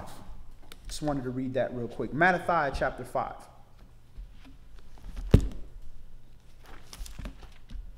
So why, it's not just him that he's chosen to show the Father. There's a promise to other folks to see the Father as well. But it's a specific type of people, and it's not just a nationality of people. It's a specific type of people. Matthew chapter 5. And let's start.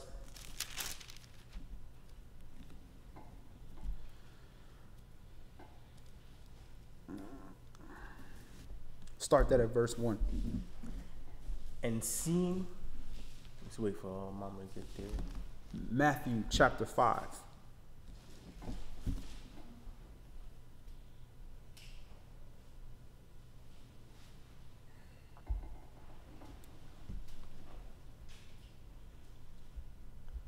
Matthew chapter 5 and verse 1. And seeing the multitudes, he went up into a mountain, and when he was set, his disciples came unto him. And he opened his mouth and taught them, saying, Blessed are the poor in spirit, for theirs is the kingdom of heaven. Blessed are they that mourn, for they shall be comforted. Blessed are the meek, for they shall inherit the earth.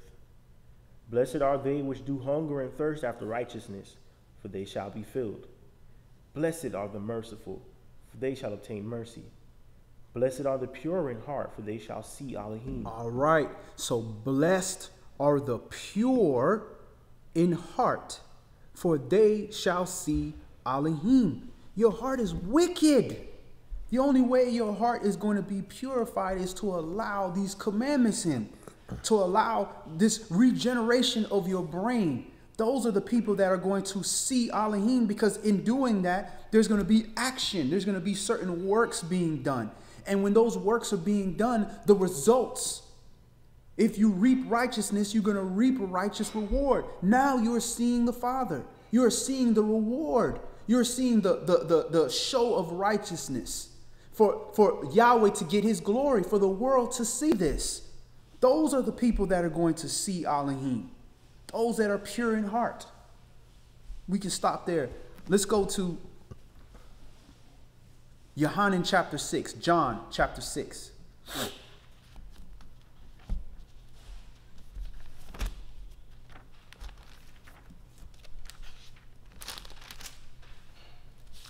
You have Matthew, Mark, Luke, then John.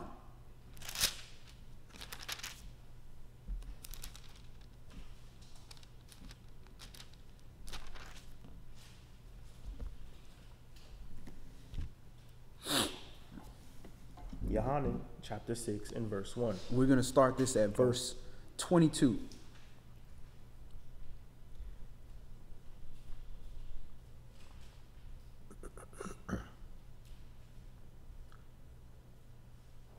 Yohanan, John, chapter 6 and verse 22. The day following, when the people which stood on the other side of the sea... Actually, drop down to verse 26. All right. Yeshua answered them and said, Verily, verily, I say unto you, you seek me not because you saw the miracles, but because you did eat of the loaves and were filled.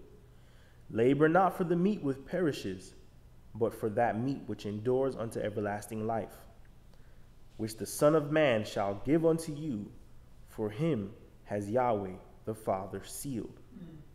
Then said they unto him, What shall we do that we might work the works of Elohim? Yeshua answered and said unto them, This is the work of Elohim, that you believe on him whom he has sent. They said therefore unto him, What sign show you then, that we may see and believe you? What does you work? Our fathers did eat manna in the desert, as it was written, he gave them bread from heaven to eat. Then Yeshua said unto them, Verily, verily, I say unto you, Moshe gave you not that bread from heaven, but my Father gives you the true bread from heaven. For the bread of Elohim is he which comes down from heaven and gives life unto the world. Then said they unto him, Master, evermore give us this bread. And Yeshua said unto them, I am the bread of life. He that comes to me shall never hunger, and he that believes on me shall never thirst. But I said unto you that you also have seen me and believe not. All that the Father gives me shall come to me, and him that comes to me I will in no wise cast out. For I came down from heaven not to do my own will, but the will of him that sent me. And this is the Father's will which has sent me, that of all which he has given me I should lose nothing, but shall raise it up again at the last day. And this is the will of him that sent me, that every one which sees the Son and believes on him may have everlasting life, and I will raise him up at the last day. The Yehudim then murmured at him because he said, I am the bread which comes down from heaven. And they said, Is not this Yeshua, the son of Yosef, whose father and mother we know? How is it that then that he has said, I am come down from heaven? Yeshua therefore answered and said unto them, Murmur not among yourselves. No man can come to me except the Father which has sent me draw him, and I will raise him up at the last day. It is written in the prophets, and they shall be taught of Yahweh. Every man therefore that has heard and has learned of the Father comes unto me. Not that any man has seen the Father, save he which is of Elohim. He has seen the Father. All right, so it is written in the prophets, and they shall be all taught of Elohim. Every man, therefore, that has heard and has learned of the Father comes unto him.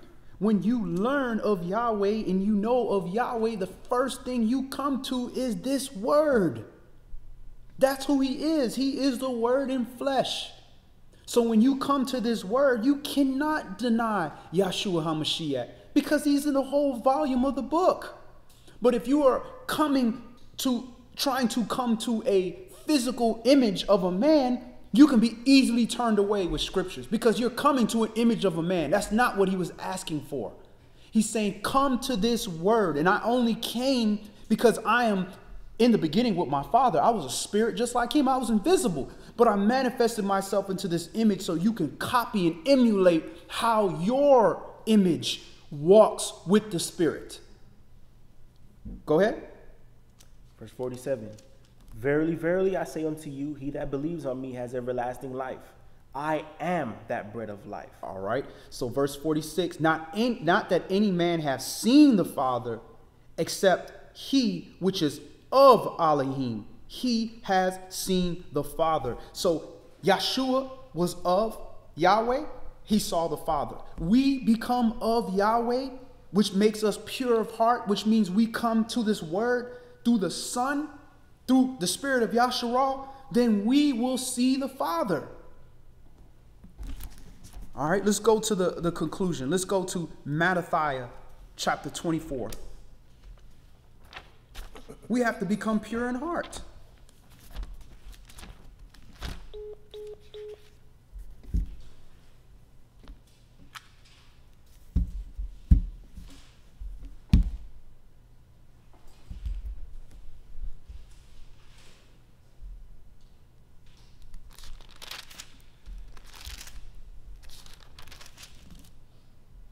You on speaker? I believe so. Is that it? Yeah. Okay. I don't know if it's showing. Okay. Hey, Brother Mikhail, could you speak on that phone real quick? Can you hear me? Go ahead. Can you hear me now? Yeah, that's it right there. All right, cool. Matthew chapter 24. And we're going to start this at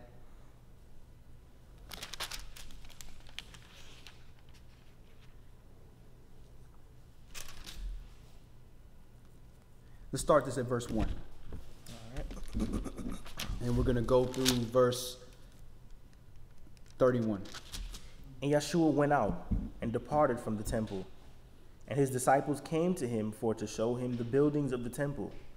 And Yeshua said unto them, See you not all these things?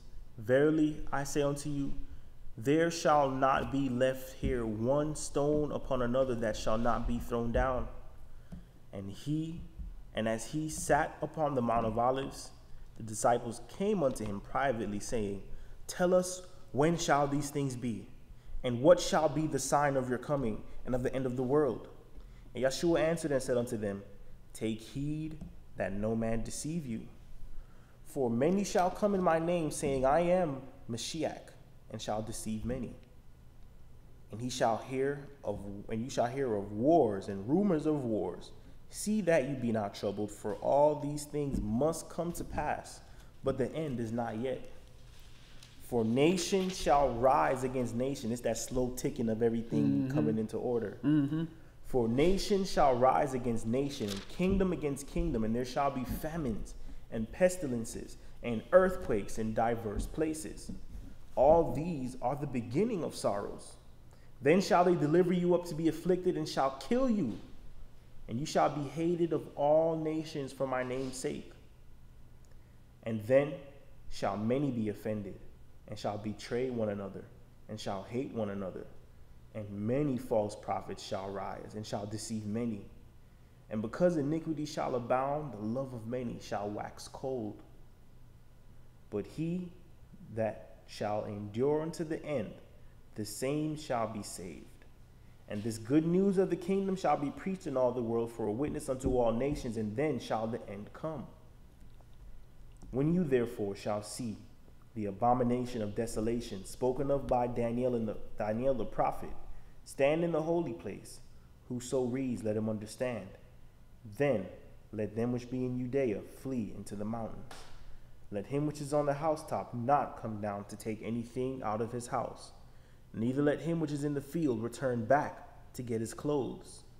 And woe unto them that are with child, and to them that give suck in those days.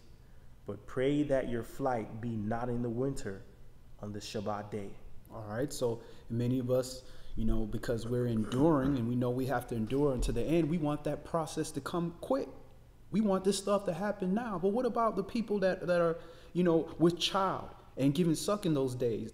That's a horrible time for them to go through. And especially if you've already had children or you've had your families, you didn't have to go through that. So this is why you shouldn't be joying for the destruction of all these things. Yeah, naturally we want Babylon to fall and all that, but we have to also keep in mind how many people of our own people are going to have to suffer that may not have had the opportunity that we had. Younger people than us that haven't had that opportunity to make the mistakes that they made and the mistakes that we make and repent and come back. So this is why we have to utilize that time, because if the time is going to come and it's tomorrow, you ain't going to stop that. But you have time now to speak this life into people and then try to encourage people and lead by example. That's why we have to take all these days and not take it for granted. Go ahead. Verse 21. For then shall be great tribulation, such as was not seen since the beginning of the world to this time, no, nor ever shall be. And except those days should be shortened, there should no flesh be saved, but for the elect's sake those days shall be shortened. Then if any man shall say unto you, Lo, here is Mashiach, or there, believe it not. For there shall arise false messiahs and false prophets, and shall show great signs and wonders, insomuch that, if it were possible, they shall deceive the very elect. So we have to move ourselves off of this physical image of having to see these physical signs and physical things instead of looking at the physical results of something. The results of something is going to tell you who's involved. Somebody didn't keep the commandments. Great things happen for them. Well, that's probably not Yahweh. This person is suffering and suffering for righteousness' sake, and great things are happening for that person after they endured through this. That's probably Yahweh. Because it don't make sense for the adversary to reward somebody for doing righteousness, because they might want to do more righteousness. Go ahead. Verse 25, Behold, I have told you before. Wherefore, if they shall say unto you, Behold, here he is in the desert, go not forth. Behold, he is in the secret chambers, believe it not. For as the lightning comes out of the east and shines even unto the west, so shall the coming of the Son of Man be. For wheresoever the carcass is, there will the eagles be gathered together. Immediately after the tribulation of those days shall the sun be darkened, and the moon shall not give her light, and the stars shall fall from heaven, and the powers of the heavens shall be shaken.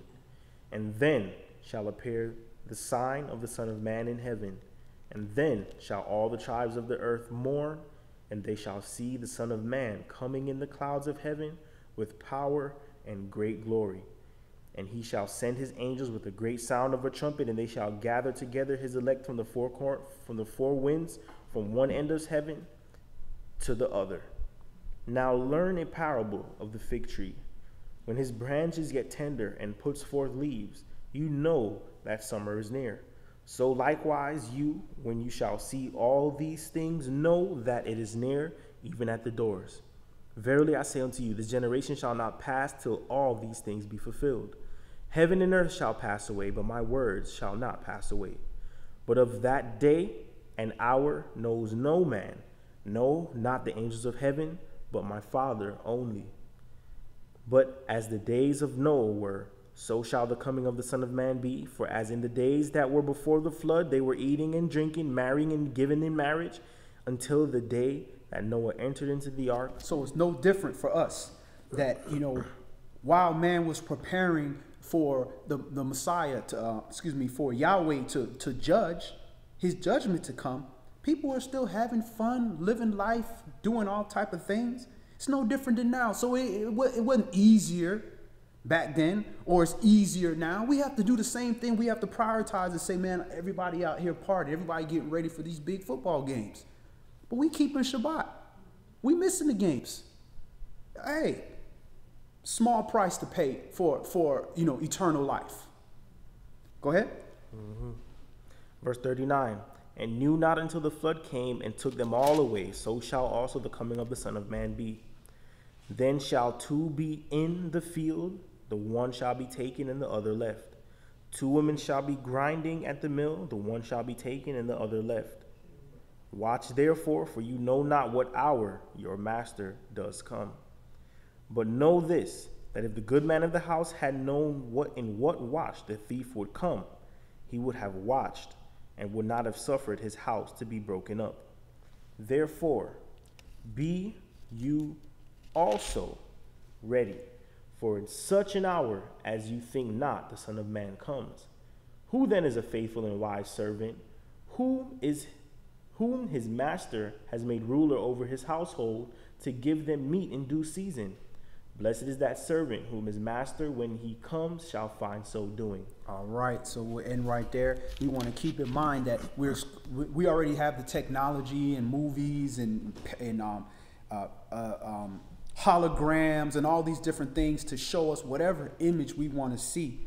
And we know that from the Internet archives and all that stuff, they got a thing called Project Bluebeam, which is to shine on the sodium layer or whatever in the sky, whatever, to create these images for us to see things. So if we standing around looking and waiting to see an image of something, it's going to be easy for us to be carried away and swept away.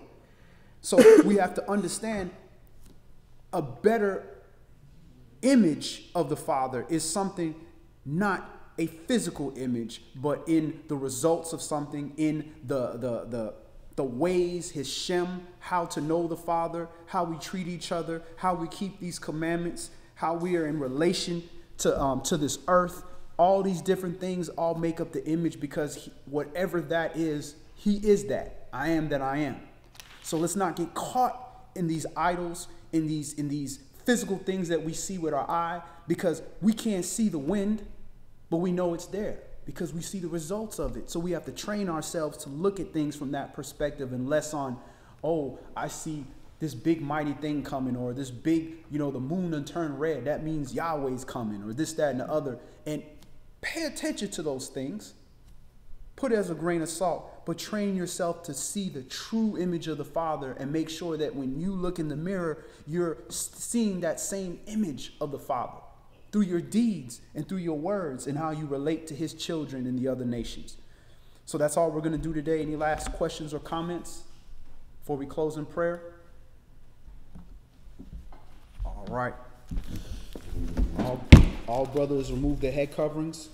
All sisters pray with their heads covered. And we face the east towards Jerusalem. Elder Mikael, can you go ahead and close us out in prayer? It's on. I'm speaking. Heavenly Father Yahweh, we give you thanks, Father Yahweh, again for allowing us, Father Yahweh, to mingle with you, Father Yahweh, to learn of your word, Father Yahweh, to change our ways, Father Yahweh, that is more pleasing unto you, Father Yahweh. So one day, Father Yahweh, we can walk in righteousness, Father Yahweh. You said to be holy because you are holy, Father Yahweh. And we know, Father, that is a path that we have to follow, Father Yahweh. And it takes a lot of changing, that we may not sin, Father Yahweh, one day. So we ask, Father Yahweh, to be patient with us, Father. Have mercy upon us in Yeshua's mighty name, because your word is righteous. And we give you thanks and praise, Father Yahweh, because you allow us to hear this word, Father Yahweh. And we thank you, Father Yahweh, for allowing us to be doers of the word, Father Yahweh. We thank you, Father Yahweh, for allowing our hearts to stay soft and married, to receive your word, Father Yahweh, to do your works. So we give you all praise and all glory in Yeshua's mighty name, Father Yahweh. And allow people across the four corners of the earth, Father Yahweh, to understand your will, Father Yahweh, to worship your Father Yahweh, and do your mighty will, Father Yahweh. And be glad to do it, Father Yahweh, because we are servants, Father, and servants serve. So we give you thanks and praise in Yeshua's holy and mighty name. Amen.